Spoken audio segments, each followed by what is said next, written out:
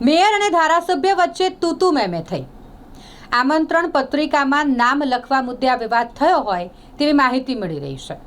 ગુજરાતના રાજકારણમાં મહત્વનું સ્થાન ધરાવતું શહેર એટલે કે રાજકોટ શહેર ભારતીય જનતા પાર્ટીમાં જ આંતરિક વિખવાદ થઈ રહ્યો હોય તેવું જોવા મળી રહ્યું છે.